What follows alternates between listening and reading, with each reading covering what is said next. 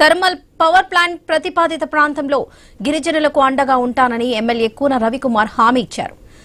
సరుబుజ్జిలి మండలంలో పెన్షన్లు పంపిణీ చేశారు. గిరిజనులతో మాట్లాడి పవర్ ప్లాంట్ పై అపోహాలను తొలగించారు. కొంతమంది స్వార్థం కోసం ప్రజలను తప్పుదారి పట్టించారంటున్న కూన రవితో మా ప్రతినిధి రాము face to face.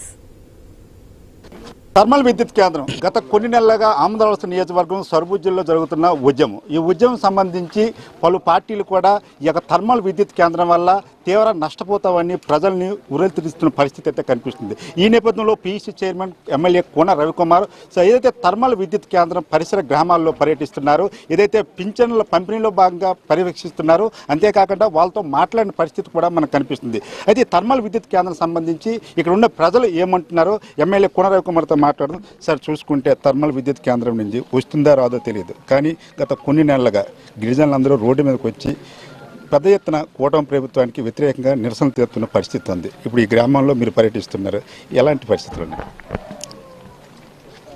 I news ప్రేక్షకులకి మీకు నమస్కారం. నాకు కూడా అదే ఆశ్చర్యం వేస్తుంది.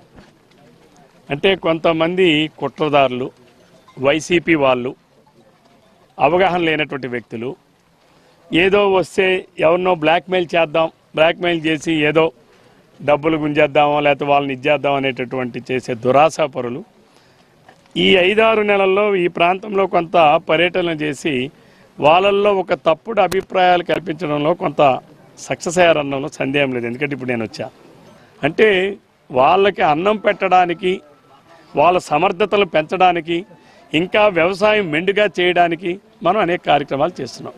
కానీ కొంత వాస్తవం వాళ్ళు సక్సెస్ అయ్యారు. ఎవరు? అబద్ధం ఎప్పుడు కూడా చాలా తీయగా ఉంటుంది, నిజం ఎప్పుడు కూడా చాలా చేదుగా ఉంటుంది.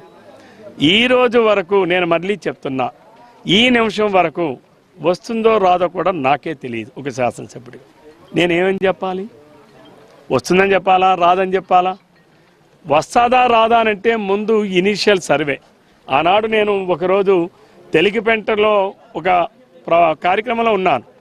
ఆ రోజు జనకోవాలు వచ్చేటప్పుడు మేము ఎక్కడే ఉన్నాం సార్ అంటే, చూస్తాను సార్ అంటే, రండి అయితే నేను వస్తానని చెప్పి వాళ్ళతో పాటుగా నేను చూశాను. అంతే. ఆ తర్వాత మళ్ళీ నేను రాలా.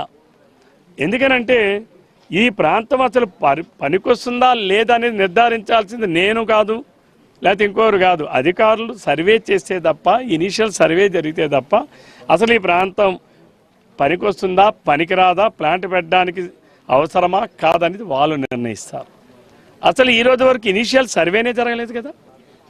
జరగకుండానే ప్లాంట్ ఈరోజు వచ్చేసింది, రేపే పెట్టేస్తున్నారు అన్నట్టుగా వీరు మాట్లాడుతున్నారు. అందుకే నేను వారందరికీ కొంతమందికైనా అపోహలు క్లియర్ చేయాలని ఈరోజు పెన్షన్ పంపిణీ కార్యక్రమం అనేది మా రాష్ట్రంలో చంద్రబాబు నాయుడు గారు ఆధ్వర్యంలో ఏర్పడిన కూటమి ప్రభుత్వంలో 17 నెలల కాలంలో 50,000 కోట్ల రూపాయలు 64,70,000 మందికి ఇచ్చాం. 50,000 కోట్లు. ఈ దేశంలో ఏ రాష్ట్రంలో కూడా ఇంత స్థాయిలో పెన్షన్లు ఇచ్చినటువంటి చరిత్ర లేదు.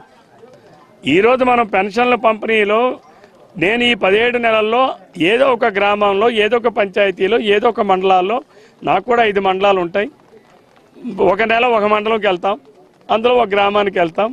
అలాగే పర్యటనలో భాగంగానే ఈరోజు ఈ మండలాలు, ఈ గిరిజన గ్రామాలు పెట్టుకున్నాం. అంతే తప్ప ఇక్కడ కొత్తదేమీ కాదు, ప్రోగ్రాం కొత్తది కాదు.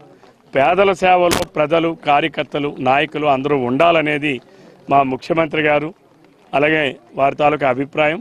అందులో భాగంగానే అన్ని గ్రామాల్లో కూడా తెలుగుదేశం పార్టీ నాయకులు, కార్యకర్తలు ఇంటింటికి వెళ్ళి పంచుతూ ఉన్నారు.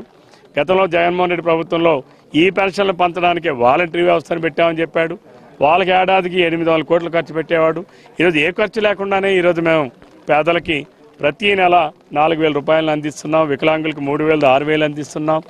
అలాగే 15,000 రూపాయలు మంచం మీద నుంచి లేవలేని వాళ్ళు 100% వికలాంగులు ఉంటే 15,000 అందిస్తున్నాం. కిడ్నీ రోగులు ఉంటే 10,000 ఇస్తున్నాం. ఇది నిరంతరం కొనసాగేటటువంటి కార్యక్రమం. సార్, గత కొన్ని నెలలుగా గిరిజనుల్ని తప్పుదోవ పట్టిస్తున్న పరిస్థితి కనిపిస్తుంది. వాళ్ళ పనులు కూడా మానుకొని పెద్ద ఎత్తున రోడ్ల మీదకి వస్తున్న పరిస్థితి ఉంది. మరి దీన్ని ఎందుకు క్లారిఫికేషన్ చేయడానికి ఇన్ని రోజులు పట్టింది మీకు? మీరు అర్థం చేసుకోవాల్సింది, నేను బాధ్యతాయుతమైనటువంటి వ్యక్తిని, ఒక శాసనసభ్యుడిని.